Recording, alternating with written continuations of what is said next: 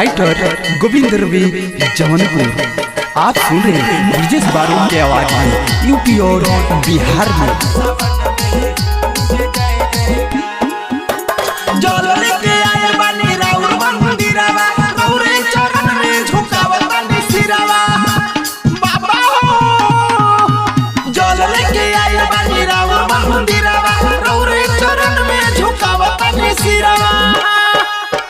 हे त्रिपुरारी जटाधारी कर दो बेड़ा पार पार पार। सावन में गूंजे जय जयकार, सावन में गूंजे जय जयकार, सावन में गूंजे जय जयकार, सावन में गूंजे जय जयकार, गूंजे जय जयकार, सावन में गूंजे जय जयकार, गूंजे जय जयकार, सावन में गूंजे जय जयकार। पहली कमर परशुराम जी उठाए, शिव शंभू के मन को भाए, बोल बम बोल बोल बम बोल। पहली कमर परशुराम जी उठाए, शिव शंभू के मन को भाए। जाटा से माँ गंगा बहती, महिमा परम्पार पार पार।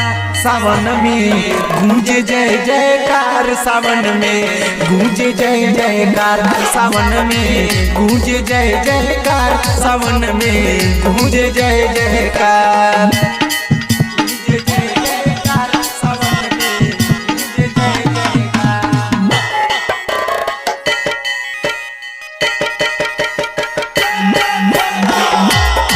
गूंजे जय जयकार, सावन में गूंजे जय जयकार। दूसरी कांवर जब रावण लाया, शिव शंभू के मन को भाया, बोल बम बोल बोल बम बोल। दूसरी कांवर जब रावण लाया, शिव शंभू के मन को भाया। शिवलिंग पे जल चढ़ाया, बहती गंगा धार धार धार। सावन में गूंजे जय जयकार, सावन में गूंजे जय जयकार, सावन में गूंजे जय जयकार, सावन में गूंजे जय जयकार, गूंजे जय जयकार, सावन में गूंजे जय जयकार, गूंजे जय जयकार, सावन में गूंजे जय जयकार।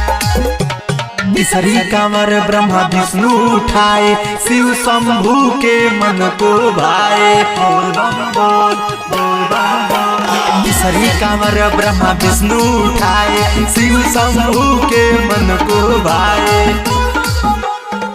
बीरी जैसा बारूद गावे, गोविंद का नीला प्यार प्यार प्यार।